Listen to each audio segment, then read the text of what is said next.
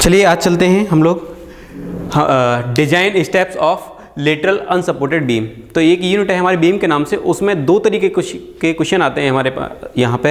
एक तो होता है लेटरली सपोर्टेड बीम और एक होता है लेटरली अनसपोर्टेड बीम।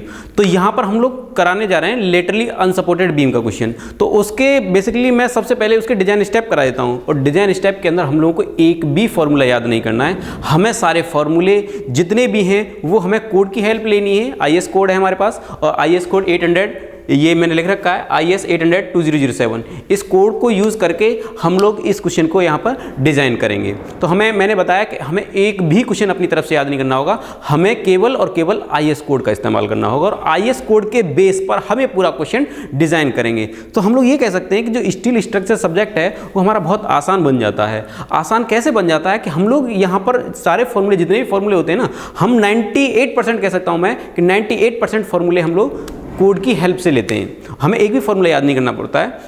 तो सबसे पहले मैं इस कोड का लेता हूँ। कोड है ये मेरे पास, ये देखिए आप लोग कोड, ये कोड है IS 800-2007। तो स्टील के लिए, स्टील स्ट्रक्चर के लिए, स्टील स्ट्रक्चर को डिज़ाइन करने के लिए हम लोग इस कोड का इस्तेमाल करते हैं। ये है IS 800-2007। तो आपको ये वाला कोड लेना है और इसकी हेल्प से हम लोग इन क्वेश्चंस को करेंगे।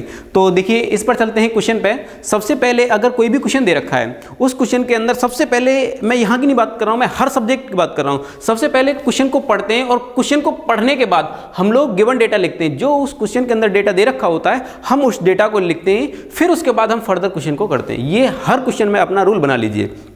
तो मैं पहले स्टेप की बात करता हूँ। क्वेश्चन दे रखा होगा जिसके अंदर मुझे डिजाइन मूवमेंट पूछ रहा होगा या मूवमेंट कैपेसिटी पूछ रहा होगा, यानी कि ये वाली चीज़ पूछ रहा है इसके अंदर।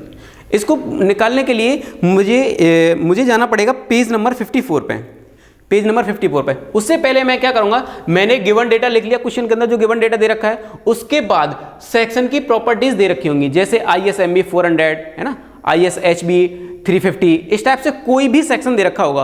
उसके लिए हम क्या करेंगे, हम स्टील टेबल का यूज करते हैं। हम ये प्रॉपर्टीज निकालने के लिए हम क्या करेंगे, स्टील टेबल का यूज करेंगे। स्टील टेबल, हम स्टील टेबल के अंदर प्रॉपर्टीज दे रखी होंगी, प्रॉपर्टीज कुछ इस टाइप से दे रखी होंगी। सपोज दैट ISMB 350, ISHB 400, इस टाइप से कोई भी सेक्शन दे रखा होगा, कोई एक सेक्शन दे रखा होगा इस टाइप से। तो हम उस सेक्शन को, सपोज दैट ये मेरे पास क्वेश्चन है ISMB 400, इसके लिए बात कर रहा है, तो हम क्या करेंगे, स्टील टेबल में जाएंगे, स्टील टेबल ओपन करेंगे और उसके अंदर देखेंगे कि उसमें ISMB 350 कहाँ पर दे रखा है। फिर हम उस पेज पर देखेंगे, तो बेसिकली ये पेज नंबर 12 के आसपास मिल जाता है स्टील टेबल में, 12 या 14 पे देख लीजिएगा। तो फिर इसके अकॉर्डिंग हम क्या करेंगे, वहाँ पर ये डेटा दे रखा होगा मुझे सब, और ये डेटा मैं इसके अकॉर्डिंग स्टील टेबल से ये डेटा लिख लूँगा। ओवरऑल डेप्थ दे रखी होगी, BF दे रखा होगा, यानी कि ओवरऑल डेप्थ H, वहाँ पर आपको इस टाइप से नहीं लिख रखा होगा, बस H, BF, TF इस टाइप से लिख रखा होगा। तो मैंने इसको समझा दिया है क्या होता है। H लिख रखा होगा, ओवरऑल डेप्थ होती है, BF विड्थ ऑफ फ्लैंज होता है, thickness of flange TF, thickness of web TW, depth of web DW, radius of curvature R। तो इस टाइप से आपको वहाँ पर एक डेटा दे रखा होगा। इस डेटा को हमें स्टील टेबल से लेना है। फिर उसके बाद क्या करेंगे फर्दर, उसके बाद हम लोग कोड का इस्तेमाल करेंगे, जो मैंने बताया अभी आपको। उस कोड के अंदर पेज नंबर 54 पर जाएंगे, पेज नंबर 54 ओपन करेंगे, और वहाँ पर इसको डिजाइन करने के लिए पूरा का सारा एकदम पूरा दे रखा है। तो वहाँ पर हम लोगों को क्या करना है, हम लोगों को करना ये है, सबसे पहले हम क्या करेंगे, हम डिजाइन स्टेप 2 डालेंगे और उसके अंदर लिखेंगे कैलकुलेशन ऑफ MCR, और ये पेज नंबर IS कोड है हमारा 800-2007, पेज नंबर 54। अब वहाँ पर देखेंगे तो ऊपर में दे रखा है आपको, देखिए। अब मैं क्लोज की बात करूँ तो इसका क्लोज है 8.2.2.1। तो हम इसको देखेंगे 8.2.2.1 को, तो वहाँ पर लिख रखा है elastic lateral Trojan buckling movement. तो MCR क्या होता है, इलास्टिक लेटरल टोर्जन बकलिंग। अब इसके लिए हमें फॉर्मूला दे रखा है, और फॉर्मूला कौन सा दे रखा है, ये वाला फॉर्मूला दे रखा है पेज नंबर 54 पर। इस फॉर्मूले के अंदर हमें क्या करना होगा, कुछ डेटा मुझे दे रखा होगा और कुछ डेटा मुझे यहाँ पे निकालना होगा।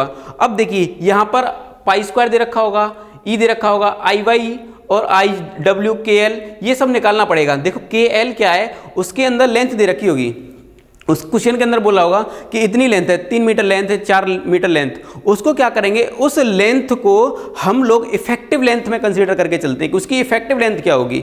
इफेक्टिव लेंथ के लिए उसकी कंडीशन दे रखी होगी कि both are restrained, one restrained and one free, इस टाइप से दे रखा होगा। ये आपको पेज नंबर 45 पर मिल जाएगा IS कोड के अंदर। तो हम यहाँ से KL की वैल्यू निकाल लेंगे और IY की वैल्यू की जरूरत पड़ेगी हमें, भाई देखो इसके अंदर, और एक GIT की जरूरत पड़ेगी और IW की वैल्यू जरूरत पड़ेगी। तो मैं GIT की बात करता हूं तो G के लिए क्या करेंगे, हमारे पास फॉर्मूला होता है, हमने स्ट्रेंथ ऑफ मटेरियल के अंदर पढ़ा था, E = 2G 1 + μ। तो उसके लिए हम लोग G यहां से कैलकुलेट कर सकते हैं, हमने पढ़ा था ना E = 2G 1 + μ। तो यहां से मैं G की वैल्यू निकाल सकता हूं। तो G का फॉर्मूला कुछ इस टाइप से बनेगा। उसके बाद IT की जरूरत पड़ेगी मुझे, क्योंकि ये IT है यहाँ पे। IT के लिए हम लोगों के पास फॉर्मूला होता है समेशन ऑफ BI, ये आप कोड के अंदर ही देखेंगे, कोड के अंदर ही दे रखा है, कोड के अंदर देखेंगे तो समेशन ऑफ BI × TI का Q/3। उसके लिए क्या करेंगे, यानी कि समेशन करेंगे विड्थ ऑफ फ्लैंज और विड्थ ऑफ वेब का। तो उसके लिए विड्थ ऑफ फ्लैंज की बात करेंगे तो BF × TF Q/3 आ जाएगा। और दूसरा कौन सा होगा, समेशन फ्लैंज की बात करेंगे और विड्थ की बात, उसकी वेब की बात करेंगे। तो अगर मैं फ्लैंज की बात करूंगा तो BF × TF Q/3 प्लस, और वेब की बात करूंगा, जैसे सपोज दैट ये मेरे पास सेक्शन होगा कुछ इस टाइप का, अगर मैं बात करूं सेक्शन की, तो ये सेक्शन है सपोज दैट मेरे पास। ये क्या होता है, फ्लैंज होता है, आप जानते हैं ये फ्लैंज होता है। ये मेरे पास क्या होता है, वेब होता है, इसको हम लोग नाम देते हैं वेब, ठीक है। तो यहां पर इसके लिए, इन दोनों का, दोनों के लिए, तो ये क्या है, फ्लैंज है। फ्लैंज के लिए क्या आएगा, BF × TF Q/3 प्लस इसके लिए वेब के लिए, अगर 2 फ्लैंज है तो 2 का मल्टीप्लाई कर देंगे, प्लस कौन सा होगा, प्लस वेब का करेंगे। वेब के लिए क्या करेंगे, BW × TW Q/3। तो यहां से क्या आ जाएगा, मेरे पास IT आ जाएगा। IT के बाद फिर मैं जरूरत पड़ेगी IW की जरूरत पड़ेगी।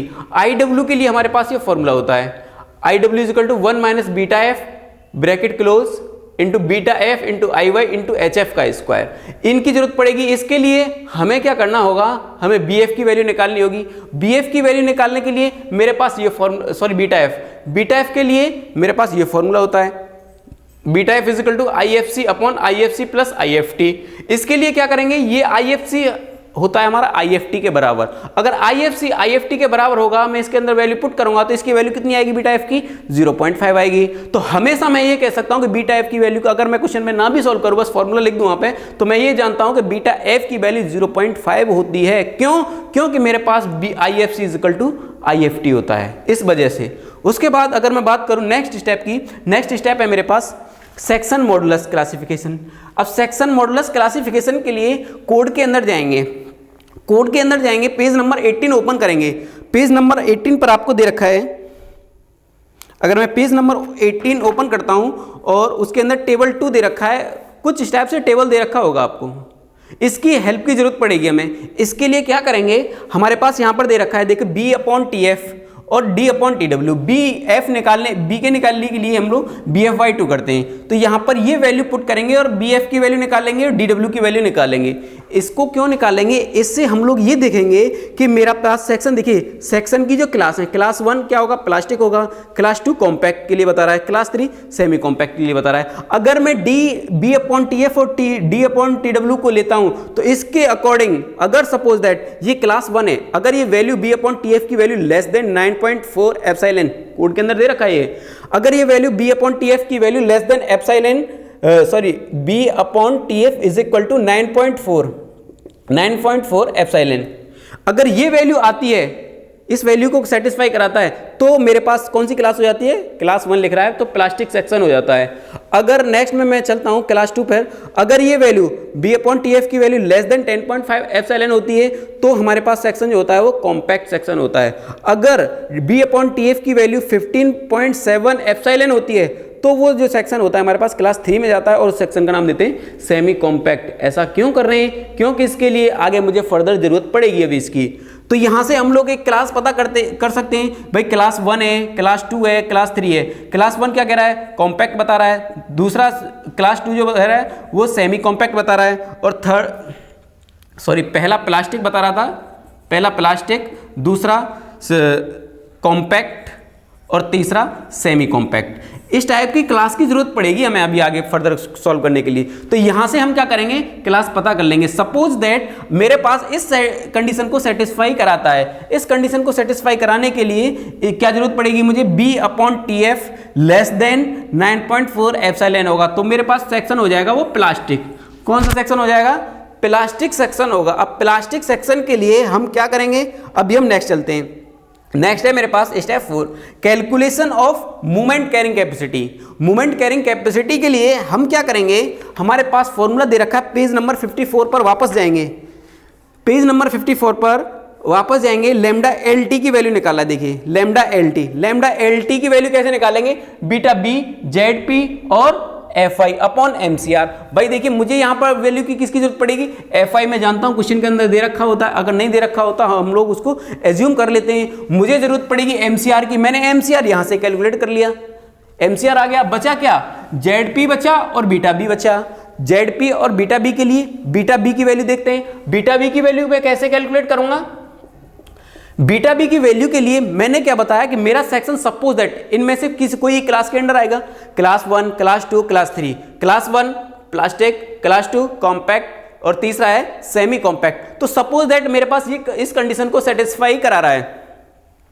इसके लिए हम क्या करेंगे, हमारे पास पेज नंबर 54 पर ही देखेंगे आप क्लोज नंबर 8.2.2 का। तो यहां पर दे रखा है, आपको देखेंगे beta B is equal to 1.0 for plastic and compact section. यानी कि अगर कॉम्पैक्ट सेक्शन है तो उसके लिए बीटा B की वैल्यू कितनी होगी, 1।